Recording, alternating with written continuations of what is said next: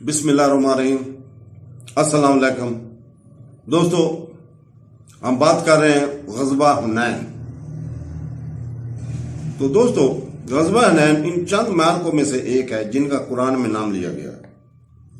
جنگ حنین کے بارے میں بات کرتے ہوئے قرآن کریم کہتا ہے، سورہ توبہ آیت نمبر 25 سے 27، اللہ نے پہلے ہی بہت سے علاقوں میں اور یہاں تک کہ حنین کے دن میں آپ کو فتح دے دیا، جب آپ کی کثیر تعداد نے آپ کو خوش کیا، لیکن یہ آپ کے کچھ کام نہ آیا اور زمین آپ کے لیے اپنی وسطوں سے مسحور کر ہو گئی۔ پھر تم بھاگتے ہوئے واپس لوٹ گئے۔ پھر اللہ نے اپنے رسول پر اور مومنین پر اپنی تسکین نازل کی اور ایسے سپاہی فرشتے بھیجے جنہیں تم نے نہیں دیکھا، اور کافروں کو عذاب دیا، اور یہ کافروں کی سزا ہے۔ پھر اللہ اس کے بعد جس کے چاہے گا توبہ قبول کرے گا، اللہ بخشنے والا مہربان ہے۔ تو دوستو، حنین آخری جنگ تھی جس کی قیادت رسول اللہ صلی اللہ علیہ وسلم نے ذاتی طور پر کی تھی، اور یہ مسلمانوں نے 630 عیسوی شوال 8 ہجری میں حوازن کے بدوی قبیلے اور قبیلہ شکیف مکہ کے ہمسایہ قبائل کے خلاف لڑی تھی۔ وادی حنین میں تقریباً واقع ہے، مکہ سے طائف کے راستے میں 18-20 کلومیٹر کے فاصلے پر۔ تو دوستو، حوازن قبیلہ اہل مکہ کا درینہ دشمن رہا ہے۔ جب قبیلہ نے رسول اللہ صلی اللہ علیہ وسلم اور فتح مکہ کی خبر سنی تو انہوں نے طائف کے ایک قبیلہ شکیف سے معاہدہ کیا کہ مسلمانوں سے لڑیں گے اور ان کو ختم کر دیں، اور اس سے پہلے کہ وہ اپنے دین پورے عرب میں پھیلا دیں۔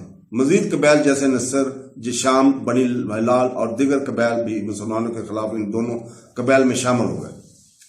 قبیلہ حوازن کے سردار مالک ابن عوف نے ایک منصوبہ پیش کیا جس نے اپنے آدمیوں کو حکم دیا کہ وہ اپنے اہل خانہ اور سامان اپنے ساتھ لے آئیں، اور یہ سوچ کر کہ یہ اس آدمی کے سخت لڑنے پر مجبور کر دے گا۔ دوریت، ایک بوڑھے نابینا آدمی نے ملک پر الزام لگایا کہ اس نے ایسا کیا ہے، اور اس بحث میں اگر آدمی اتنا بزدل ہے کہ جنگ چھوڑ دے تو وہ اپنے گھر والوں کو بھی چھوڑ دے گا۔ عورتیں اور بچے ہمارے لیے بڑی بڑی پریشانی کا باعث ہوں گے، اور اگر ہم ہار گئے تو ہمارا سارا مال دشمن کے ہاتھ میں چلا جائے گا۔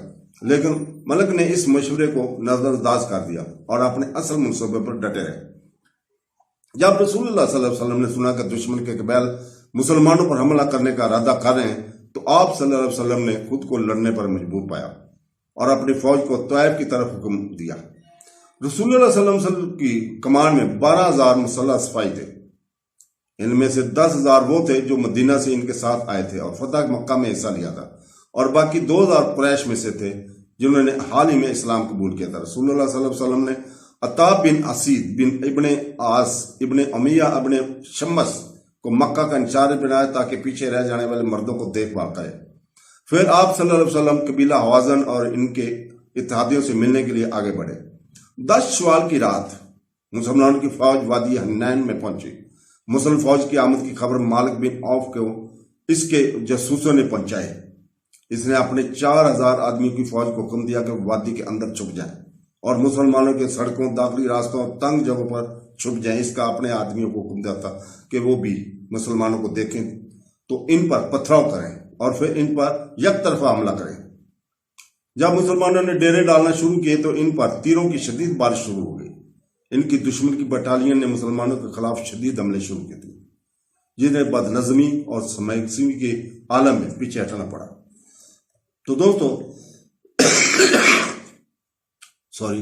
ابن اسحاق کے مطابق جابر بن عبداللہ رضی اللہ تعالیٰ نے، جنہوں نے جنگ حنین کا مشاہدہ کیا، کہا جب ہم وادی حنین کے قریب پہنچے تو ایک چوڑی اور ڈھلوان وادی سے نیچے اترے۔ ہم صبح کے دھندلکے میں آہستہ آہستہ اتر رہے تھے۔ دشمن ہم سے پہلے وہاں پہنچ چکے تھے اور راستے اور سائڈ ٹریکس اور تنگ جگہوں سے اس میں چھپ گئے تھے۔ وہ جمع ہو چکے تھے اور پوری طرح تیار تھے، اور اللہ کی قسم جب ہم نیچے اتر رہے تھے تو دستوں نے ایک آدمی کی طرح ہم پر حملہ کیا۔ لوگ دوسروں کی بات نہ مانتے ہوئے بھاگ گئے۔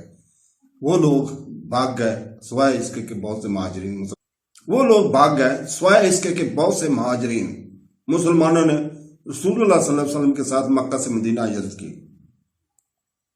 اور انصار مدینہ کے مسلمان اور آپ کے خاندان کے مرد رسول اللہ صلی اللہ علیہ وسلم کے ساتھ رہے۔ ابو بکر صدیق رضی اللہ تعالیٰ عنہ، عمر بن خطاب رضی اللہ تعالیٰ، علی بن طالب رضی اللہ تعالیٰ عنہ، عباس بن عبداللہ رضی اللہ تعالیٰ عنہ، ابو فضل عباس رضی اللہ تعالیٰ عنہ، اسامہ بن زید رضی اللہ تعالیٰ عنہ اور ابو سفیان رضی اللہ تعالیٰ عنہ شامل تھے۔ وہ مہاجرین جو رسول اللہ صلی اللہ علیہ وسلم کے ساتھ ثابت قدم رہے۔ لوگوں کو بھاگتے ہوئے دیکھ کر رسول اللہ صلی اللہ علیہ وسلم دائیں طرف پیچھے ہٹ گئے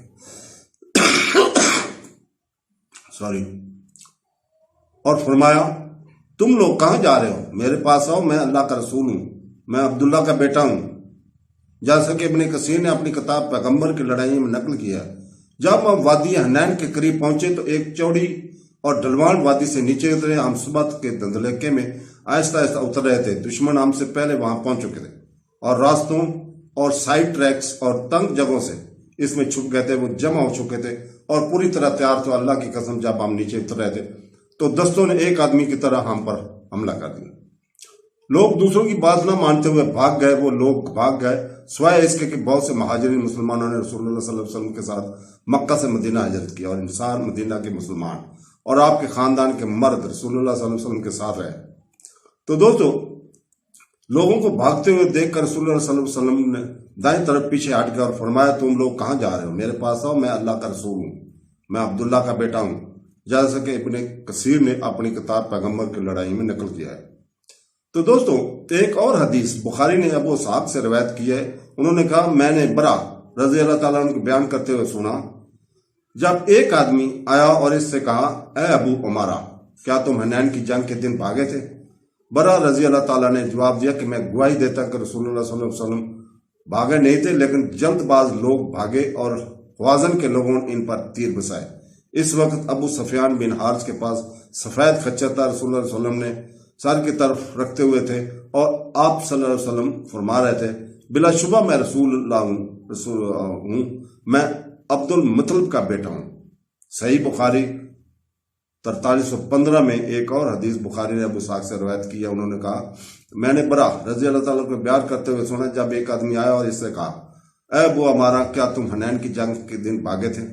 تو دوستو، بلا شبہ رسول اللہ صلی اللہ علیہ وسلم نے اپنا چچا عباس رضی اللہ تعالیٰ سے جو دولت پیغمبر کے گھوڑے کی لگام پکڑے ہوئے تھے سے فرمایا، اے عباس، اس سے پکارو، اے انصار، اے وہ صحابہ جنہوں نے سمرہ کے درخت کے نیچے رسول اللہ صلی اللہ علیہ وسلم بیعت کی، تم کہاں ہو؟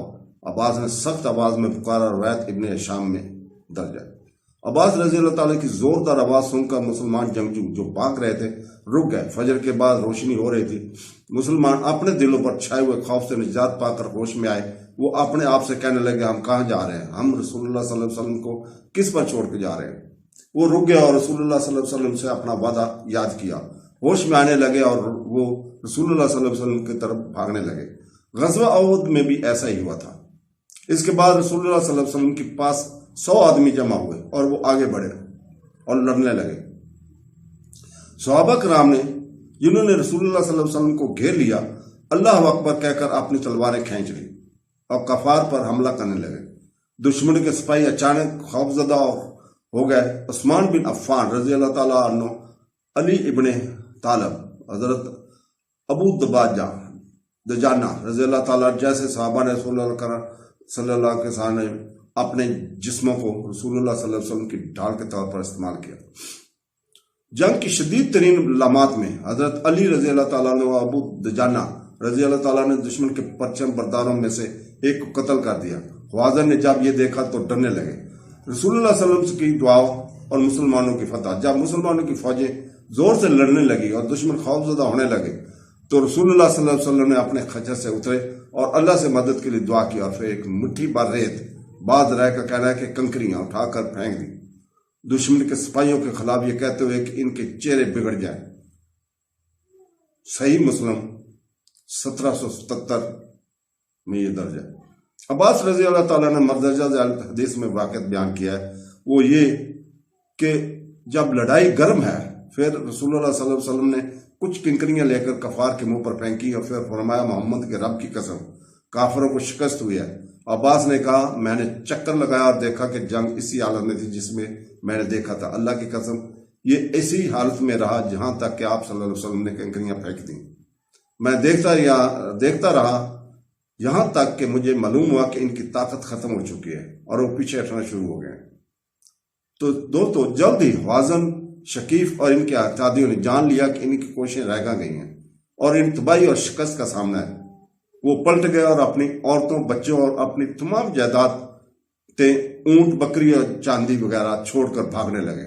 اسیران، جن کی تعداد تقریباً 6000 مسلمان لے گئے، جس دشمن کی فوج کو شکست ہوئی وہ میدان جنگ سے نکل گئے۔ تو دوستو لڑائی کے اختتام پر معلوم ہوا کہ 4 مسلمان شہید ہو چکے ہیں، لیکن دشمن کے 70 سپاہی مار جا چکے تھے۔ شیمہ رسول اللہ صلی اللہ علیہ وسلم کی رضائی بہن، جنگ کے سیروں میں حلیمہ سعدیہ رضی اللہ تعالیٰ عنہ کی بیٹی شیمہ بھی تھی۔ مسلمان جنگجو اسے رسول اللہ صلی اللہ علیہ وسلم کی بارگاہ میں لے گئے تاکہ معلوم کیا جا سکے وہ سچ کہہ رہی ہے یا نہیں۔ رسول اللہ صلی اللہ علیہ وسلم نے اسے پہچان لیا اور اپنی چادر زمین پر ڈال دی اور اسے اس پر بٹھا دیا۔ پھر آپ صلی اللہ علیہ وسلم نے شمع سے فرمایا، اگر تم چاہو تو یہاں میرے ساتھ رہو، میں آپ کا احترام کروں گا، یا میں تمہیں کچھ سامان دے کر تمہارے قبیلے میں بھیج دوں۔ شیمہ نے کہا، مجھے کچھ سامان دو اور مجھے میرے قبیلے میں بھیج دو۔ اسی دوران شیمہ مسلمان ہو گئی اور رسول اللہ صلی اللہ علیہ وسلم نے اسے 2 غلاموں سمیت بخشیت تحفہ دیا اور وہ اپنے قبیلے میں واپس چلے گئی۔ تو دوستو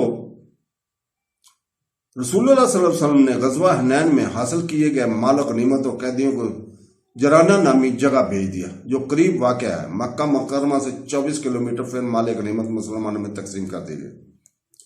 تو دوستو اس جنگ میں مسلمانوں نے ایسی لاپرواہی سے جوابی حملہ کیا کہ دشمن کی سمت ٹوٹ گئی اور ان کی فوجیں 2 گروہوں میں بٹ گئیں۔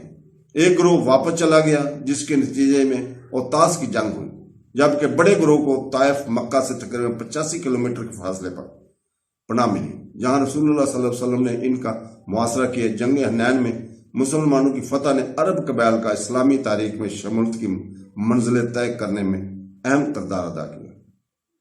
تو دوستو اللہ حافظ۔